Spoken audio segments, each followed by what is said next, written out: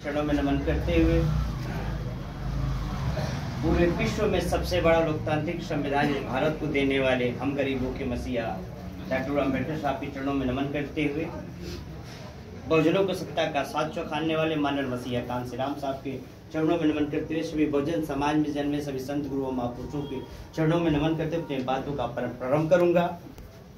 और यहाँ पे उपस्थित हमारे अभिभावक, मार्गदर्शक, पिता तुल्य, गार्जियन, इस भारत के होनहार छात्र, भारत के भविष्य, इस सभा का कुशल संचालन कर रहे बड़े भाई जे पी राव बिल्सन जी, आप सभी को बाबा साहब के इस पूरी तिथि पे मैं सत नमन करता हूँ। मात्र 2 मिनट में अपनी बातों का विराम दूंगा। तमाम वक्ताओं ने अपनी बातें कही, उन वक्ताओं में अपनी बातों को जोड़ने का मैं प्रयास करूंगा। हम उस बातों से मैं आगे बढ़ूंगा। यहाँ पे सभी शिक्षित लोग हैं, हम सभी जानते हैं कि बाबा साहब का एक सपना क्या था, और हमारे अग्रज वक्ताओं, पिता तुल्य लोगों ने यह बताने का काम किया। अब मेन मुद्दा पे हम इस मुद्दे पे आते हैं कि जिस मुद्दे की बात डॉक्टर अम्बेडकर साहब अपनी अंतिम सांस लेने से पूर्व उनके पास जो उनका देख रेख करता था, उनको एक एहसास हो चुका था कि शायद मैं अब इस दुनिया से जाने वाला हूं। उन्होंने एक ही बात कहा था कि अपने समाज के लोगों को जाके बता देना, मैं कारवा बहुत ही मुसीबतों, छुआछूत, गरीबी, अमीरी, तमाम चीज को झेलते हुए यहाँ तक लेके आया हूं। मैं कारवा को अगर यहाँ तक छोड़ के जा रहा हूं तो उनसे बताना कि कारवा को आगे मत बढ़ा पाना, तो कम से कम इस कारवा को पीछे भी ना जाने। वर्तमान की स्थितियां जब हम देखते हैं तो बाबा साहब का एक ही सपना था। पूरे बहुजन महापुरुषों के इतिहास को उठा के जब हम आप एक ही लाइनों में पढ़ते हैं तो सभी का सपना एक ही था, स्वतंत्रता, बंधुत्व, न्याय और संवैधानिक तरीके से सबको रोटी बेटी के संबंध के साथ घर घर में न्याय हो, एक समानता का व्यवहार हो। समाजवाद सब संविधान में जोड़ा गया, लेकिन कुछ ही राज्यों तक वो सीमित रहा। लेकिन तब फिर आके बात आती है कि संविधान संविधान संविधान। ये वास्तविक है कि बाबा न होते तो हम ना होते, होता ना ये नजारा। बाबा साहब अगर आप आए ना होते तो कैसे होता, हम शोषित, गरीब, वंचित होता।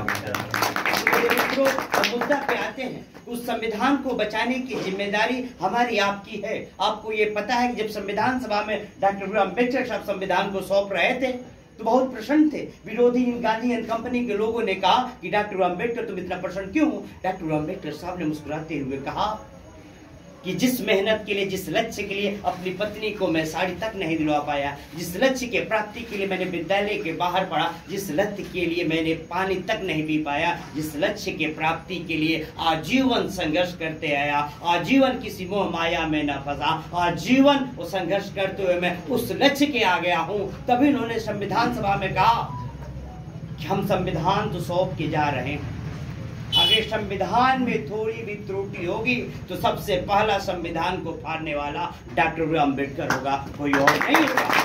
उन्होंने ये भी कहा कि संविधान में सभी धर्मों, जाति, मजहबों को ध्यान में रखते हुए सभी की स्वतंत्रता, बंधुत्व का न्याय में दे के जा रहा हूं। और उन्होंने कहा कि मेरे लोगों, इस संविधान रूपी किताब, इसको किताब न समझना, इस संविधान रूपी संविधान को तुम पढ़ लेना।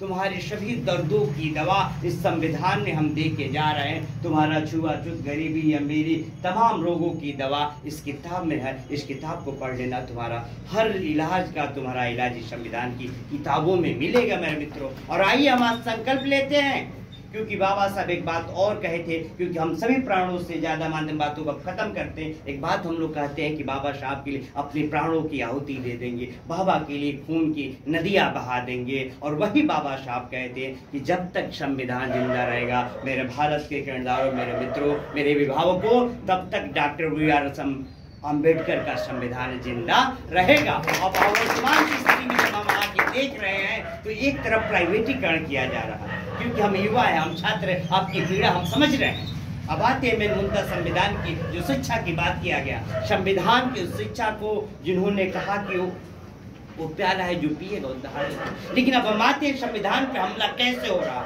आपने देखा कि संविधान पे हमला एक तरफ प्राइवेटीकरण किया गया, फिर एक बार जैसे बीजेपी की सरकार, ये विरोधी लोगों की सरकार, संविधान विरोधी लोगों की सरकार आती है तो आपके शिक्षा पे हमला कर दिया जाता है, 0 फीस खत्म कर दिया जाए, ये भी संविधान पे आपका एक हमला हुआ। दूसरा, प्राइवेटीकरण करके एक हमला हो रहा है, जिस गुलामी के लिए डॉक्टर अम्बेडकर साहब ने गुलामों की गुलामी का एहसास करा दो, वो बेड़िया खुद तोड़ के आजाद हो जाएगा। एक तरफ हमेरा मसीहा हमको और आपको आजाद कराने की बात करता है, लेकिन एक तरफ सत्ता पे बैठे हुए ये तनसा हमको प्राइवेटीकरण करके फिर से यह गुलाम बनाने का दूसरा तरीका ढूंढ रहा है। साथियों, इस बात को समझना होगा। यहाँ तक ये नहीं रुका, उनको पता हो गया कि डॉक्टर अम्बेडकर साहब का जो शिक्षा रूपी अधिकार था, जिस शिक्षे के बल पे इस भारत को संविधान देके गए, उस शिक्षक को शोषी वंचित समाज झोंकी झोपड़ी में पढ़ने वाला एक लड़का उन किताबों को पढ़ के हवाई जहाज से घूमने लगा, MBBS डॉक्टर MP MLA बना। मैं धन्य हूँ माननीय मसीहा कांशीराम साहब को कि सत्ता का स्वाद चखा के सुश्री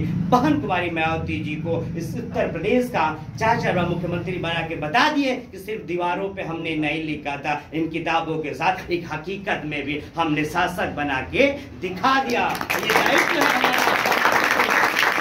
ये दायित्व है हमारा आपका मित्रों कि इस बात को समझिए कि एक तरफ प्राइवेटीकरण, एक तरफ 0 फीस बंद, एक तरफ फिर ये नहीं मानते इलाहाबाद विश्वविद्यालय की तरह शाह ये नई शिक्षा नीति लागू करके शिक्षा को इतना महंगा करना चाहते हैं, इतना महंगा करना चाहते हैं साहब कि हम और आप पढ़ ही नहीं पाए। जब हम आप पढ़ नहीं पाएंगे तो अधिकार जान नहीं पाएंगे, जब अधिकार जान नहीं पाएंगे तो संविधान की बात क्या करेंगे, नौकरी की बात क्या करेंगे। मेरे मित्रों, इस बात को समझना होगा। लेकिन एक बात अब खत्म करेंगे कि उसी मुद्दा का निष्कर्ष निकाल के मैं जा रहा हूं। एक बात और बाबा साहब कहे थे कि संविधान तो मैं सुंदर दे के जा रहा हूं, लेकिन ये संविधान अच्छे लोगों के हाथों में जाएगा, संविधान के मानने वाले लोगों के हाथों में जाएगा तो संविधान सुरक्षित रहेगा, सही तरीके से धरातल पे उतरेगा, सही तरीके से वो लागू होगा। और आपने देखा कि जब आपके बहुजनों की सरकार इस उत्तर प्रदेश में थी तो आपका संविधान धरातल पे उतरता हुआ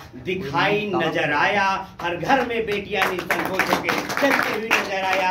आपको बैकलॉग की भर्तियां भरते हुए नजर आया। जब उनके बहुजनों की सरकारों की एक राजनीतिक नहीं है, लेकिन उनको एहसास हुआ कि कक्षा 5 फेल वाले को भी, झोंकी में रहने वाले व्यक्ति को भी नौकरी और उसको स्वाभिमान से जीने का अधिकार है, तो सफाई कर्मी की नौकरी निकाली गई। ये किसी और का देने डॉक्टर अम्बेडकर साहब का संविधान का लिखित जो वोट का अधिकार था, कि वोट से आज से किसी रानी के पेट से राजा पैदा नहीं होगा, इस वोट की ताकत से राजा पैदा होगा।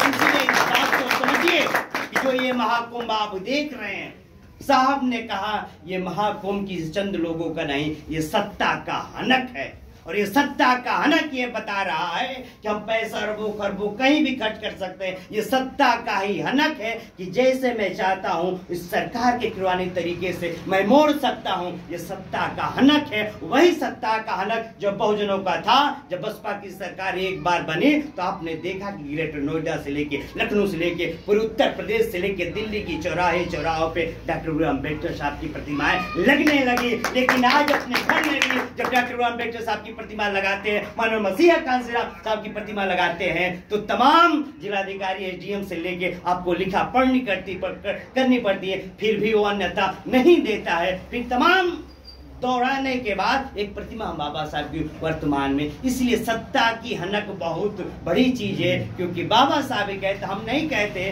कि जब असली चाबी दिल्ली की संसद की तरफ है मेरे मित्रों, उस दिल्ली पे जब आपका बहुजनों का, संविधान के मानने वाले लोगों का अगर सरकार होगा तो घर घर में नौकरी होगी, युवाओं के हाथों में रोजगार होगा, बहन बेटियां सुरक्षित होगी, सशक्त भारत, स्वतंत्रता, बंधुत्व, न्याय, जो सपना हमारे बहुजन महापुरुषों ने देखा कि भाईचारा हो, रोटी बेटी का संबंध हो, एक टाट पे हम बैठ के खाना खाएं, वैसा तभी होगा जब हम दिल्ली पे भी राज करेंगे, उत्तर प्रदेश पे भी राज करेंगे। फिर हम आप पढ़ाई करके उस सिस्टम में जाके MBBS से लेके IAS से लेके आप डॉक्टर तक बनेंगे मेरे मित्रों। तो इसीलिए आप ऐसे लोगों को चुनिएगा जो आपके संविधान को सुरक्षा कर सके साथियों। नहीं तो ये संविधान विरोधी लोग कभी आपके संविधान के बारे में नहीं सोचेगा। अब वर्तमान में ही देखिए कि जो लोग संविधान की किताबें ले लेके घूमते थे उनको भी बात कर रहे हैं। उनके जो कार्यकर्ता थे वो भी कहता था कि हम संविधान बचाने निकले हैं, आओ हमारे साथ चले। उन लोगों का पोस्ट आप रात को 1 बजे आकलन करिएगा, किसी का पोस्ट दूरों दूरों तक दिखाई नहीं देगा। उनको पता ही नहीं होगा कि बाबा साहब हमको छोड़ के गए थे, उनका परिनिर्वाण दिवस ही मित्रों। इसीलिए समझिए कि संविधान विरोधी लोगों से आपको बच के रहना है। वास्तविक जो आपके हक हुकूम की लड़ाई लड़े उसकी बात आपको करना है। वास्तविक जो संविधान को धरातल पे उतारना है, ऐसे लोगों पे, ऐसे मित्रों पे, ऐसे दोस्तों पे, ऐसे नेता पे आपको हमको विश्वास करना है। आपने देखा कि जो पीछे के कुछ भाई लोग हैं, इसी के लिए हम लोगों ने लड़ाई लोकसेवा आयोग पे लिखा गया, उस पे लिख भी दिया गया कि चिलम सेवा आयोग तमाम धरना चला 4 दिन तक, लाठियां बरसी। ये किसके लिए? हमारे आपके लिए। क्योंकि आप कह रहे हैं कि 2 शिफ्ट में मत कराइए, क्योंकि उनको पता है कि वो जब 2 शिफ्ट में कराएंगे, आपको पता है उसमें धांधली करेंगे। जब 1 शिफ्ट में करेंगे तो आरओ और पीसीएस में धांधली नहीं कर पाएंगे मेरे मित्रों। तो आइए, हम लड़ने वाले लोग हैं, हम पढ़ने वाले लोग हैं। जब हक हुकुम की बात आएगी तो संविधान रूपी कलम के बल पे इतिहास लिखते आए हैं और लिखेंगे। हम अपना अधिकार अगर मांगने से नहीं मिलेगा तो संवैधानिक तरीके से भी हम छीनने वाले लोग हैं। और आपको पता है कि बोलेंगे तो रात खत्म होगी, और धनराज सिर्फ बोलता नहीं साहब। 56 मुकदमे और गुंडा लेके चल रहे हैं, क्योंकि मुझे पता है कि मैं जो कुछ भी हूँ बाबा साहब की बदौलत हूँ। एक बार नहीं, बार बार जेल में जाएंगे, बार बार मुकदमे लदेंगे, लेकिन हम पीछे हटने वाले नहीं है मेरे मित्रों, मेरे बड़े भाइयों। आइए हम सब मिलकर एक सशक्त भारत, एक वास्तविक संविधान जो बाबा साहब का सपना था, उसको धरातल पर उतारते हुए नजर देखते हैं मित्रों। किसी के बहकावे में हमको आपको नहीं आना है। जय भीम, जय संविधान, भारतीय संविधान जिंदाबाद, माननीय और मसीहा कांसीराम साहब जिंदाबाद। लेकिन बाबा साहब के अलग हम कांसीराम साहब को भी नहीं रख सकते, लेकिन बातें खत्म है, क्योंकि कांसीराम साहब अगर नहीं आए होते तो हम डॉक्टर अम्बेडकर साहब को नहीं जान पाते। कांसीराम साहब को भी सत नमन। धन्यवाद। हम मैं ज्यादा